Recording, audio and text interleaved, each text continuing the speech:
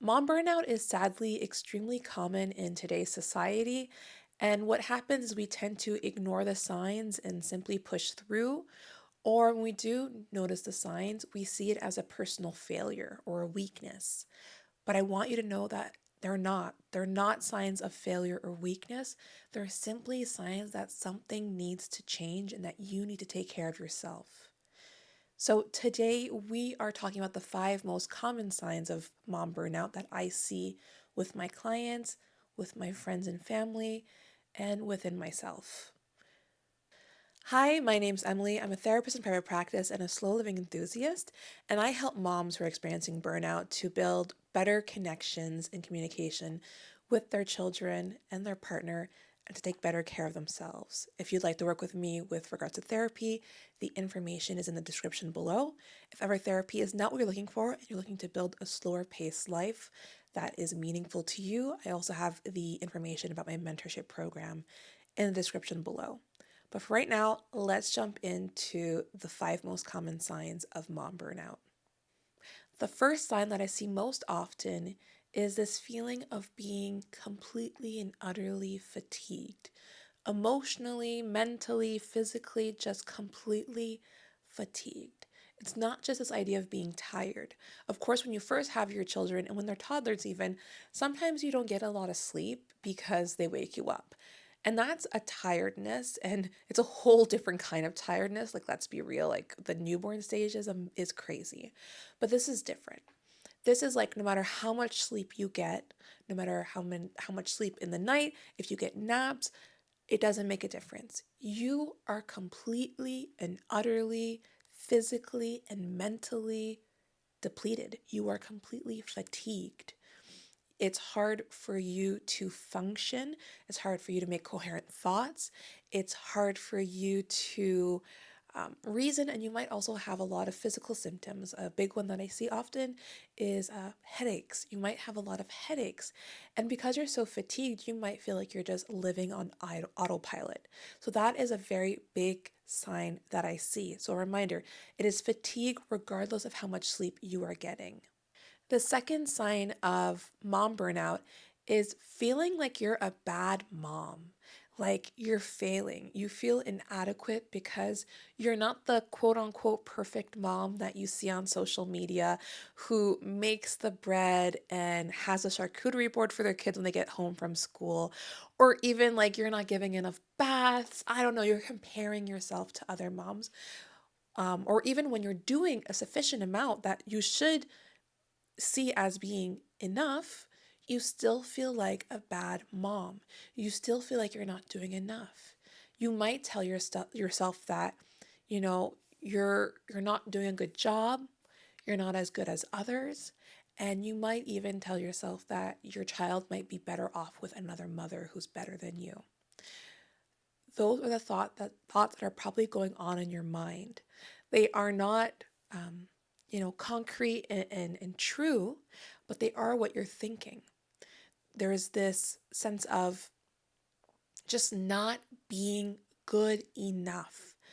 This perfect mom symbol that you have in your head, whatever that means to you of what a perfect mom should be, is not being reached. So you just feel like an utterly bad mom who has no idea what she's doing, and like you're just failing. You're failing as a mother, you're failing your children, you're failing your spouse. And that is another big common sign that I see that I myself have had issues with, not being a perfect enough mother, a good enough mother. And it really eats you up alive to feel that way. The third common sign of mom burnout is mom rage. Now, I'm not sure if you've ever heard of this. If you haven't, it's this idea that we become extremely short tempered, irritable with our partner, our children, our colleagues. We really have like a short fuse. We might have moods that swing wildly from one place to the next, and you might find yourself yelling at your children, at your spouse, just really like uh, blowing up. And this happens because you are completely and utterly overstimulated. You are touched out. you are pulled in every which direction. And so even minor inconveniences or minor annoyances can feel like they are crippling, they are crushing, and that is why you tend to blow up. And so know that this mom rage or this short temperedness, short fuse, is not a personal failure. It is simply a sign that you are at capacity, you are touched out, and you need to take care of yourself so that you can build up that patience once more and be able to communicate effectively with your children and your spouse. Now, it wouldn't be a video about moms if we didn't talk about this fourth sign of mom burnout, which is mom guilt. So, this is having guilt about your behaviors, your reactions, your thoughts.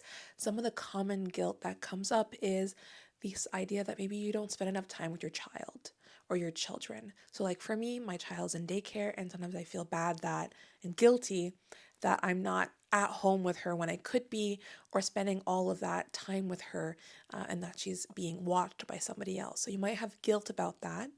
You might have guilt for having the mom rage and blowing up. You might have guilt about just not doing well, not being able to do things to your best because you yourself are not feeling well. And you might have guilt a lot about other things that you think of. So I know when I was postpartum, I suffered postpartum anxiety and depression. And I remember being so distraught that I was like, why did I do this? Why did I have a baby? I shouldn't have done this. It was the worst decision I ever could have made because I was just really in an unwell place. And the guilt that I felt for thinking that way was crippling. It was so crippling because I'm like, who am I like to say this? I love my child, and yet I'm wishing I never had a child, um, or wishing I could escape, or wishing I could just not exist. And so we can have a lot of guilt for those thoughts, but know that those are thoughts and behaviors, and to hold on to that guilt is so crippling. It could be so devastating. But it is a very common thing that I see over and over and over again. Know that you're not alone in feeling this guilt and in having these difficult thoughts and reactions and behaviors. And the fifth common sign of mom burnout is feeling isolated. Now, you could be a stay at home mom with a child who stays with you and see your family and see your friends and yet still feel alone. You can be in a room full of people and still feel alone. There is something extremely isolating about the experience of being a mother that most people will never comprehend. So you might go to work and really feel like you're not connecting with people. You might have a hard time connecting with friends. You might self isolate at home and not want to see anyone. You might have some social isolation going on. Or you might feel like you're just completely disconnected from the people in your life. You might feel completely disconnected from your partner and even from your child. You might feel emotionally disconnected from your child. I remember, like I said, when I had my postpartum depression and anxiety, which I still do struggle with. At the beginning, my child didn't feel like my child. It took me a long time to truly connect with her because of, what I was feeling. It was like I didn't feel like I was her mother. I didn't feel like she was my child. I just felt like we were strangers. Um, and it was extremely difficult. That mom guilt came in again. But I learned that it wasn't my fault, right? I felt like at first it was my fault. I was the person that was bad. And I remember being so not wanting to leave the house. Like I didn't want to leave the house. And even now, sometimes when I go through periods where I'm not doing too well, I don't want to leave the house. I don't see the point of talking to other people when they won't and understand my experience. And even though my husband's quite incredible, I remember when I was breastfeeding, I try to open up to him as much as possible, but it's so difficult when somebody does not understand your reality because no one will truly ever understand your reality. Other moms understand them very well, but even then, like my breastfeeding story will not be the same as your breastfeeding story, for instance. But there's this idea of just feeling completely alone. And what's difficult with this sign is that the fact that you feel isolated means that you might not talk to others about how you're doing, about what you're thinking, about what's going on, and you might not reach out for support. So this one can be extremely it can be extremely dangerous if not tended to. That's why when I have friends who are pregnant, I always tell their partners to really keep an eye out for certain signs and symptoms of postpartum depression and anxiety in the beginning, and mom burnout kind of signs and symptoms. Because what I find is, I in I titled this video that you may not know that you have mom burnout, because you honestly may not. Sometimes we're so disconnected from ourselves that we cannot recognize it, or we're told that it's just a part of motherhood. Yeah, being part of motherhood is being tired all the time. A part of motherhood is just having mom guilt. A part of motherhood is just having mom rage. It's like we're so conditioned to think that this is just what motherhood is, but it's not just what motherhood is. These are the signs that are extremely important. And when we ignore those signs, we don't seek the help, it's very difficult. So, as much as possible, um, talk to people about how you're feeling. When I was going through my postpartum depression and anxiety, I thought it was just like a hormonal reaction. I would get better. I thought it was maybe the baby blues at first, which is like the first couple of weeks, you have baby blues. Um, but I was like wanting to like lay in the snow and die kind of thing. And I had confided in my husband on some of the things that I was thinking, and he's the one who pushed me to go see my doctor. So that's why I'm saying you might not realize that you have mom burnout. Hopefully, maybe like you're listening to this and you're recognizing some of the signs and symptoms and you're recognizing that something needs to be done. It might also be good for you to share this with somebody you're close to, because they might have seen signs and symptoms. Because when we don't see it within ourselves, others often see it. They might notice a change in your behavior, a change in your humor.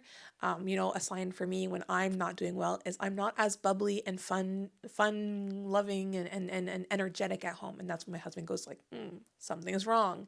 So maybe it's something that this video might be something that you want to share with people that you're close to, who might, know better if you're, or be able to really assess um, if you're showing any signs, if you yourself are not sure. The point I really want to drive home in this video, though, is that if you have any of these signs of mom burnout, or you are experiencing mom burnout, this does not mean that you're weak. It does not mean that you're failing. It does not mean that you're a bad mom. It simply means that you need help, that you need to speak to and confide in friends, family, partner, that you need to go seek help from a mental health professional or from your doctor. They are signs that you need to take care of your self-care. These are signs that something needs to change. And it is so common, sadly, again, in our society that moms will experience burnout because of the pressures that we place on moms that we don't place on anyone else. There is so much judgment and criticism and expectations on moms that it's no wonder we have these experiences of experiencing burnout, because we are constantly sacrificing our own well being for others. Constantly. We are putting ourselves second in everything. But it's time to put yourself first, because without that, you can't take care of anyone. So if you're noticing any of these signs within you, please go and seek help. Whether that's with me, again, my information is in the description below if you're looking for therapy. But really, go and talk to someone. You matter more than you give yourself credit for. Just know that you are important. Taking care of yourself is important, and it is essential. In my values, my first one is my health, because without my health, I have nothing else. Without your health, you cannot provide anything to anyone else. So take care of yourself and put yourself first for once. It's okay. I'm telling you right now, it is okay. And it's actually highly recommended. On that, I'm going to leave you today. Take care of yourself and keep living your authentic life. Bye.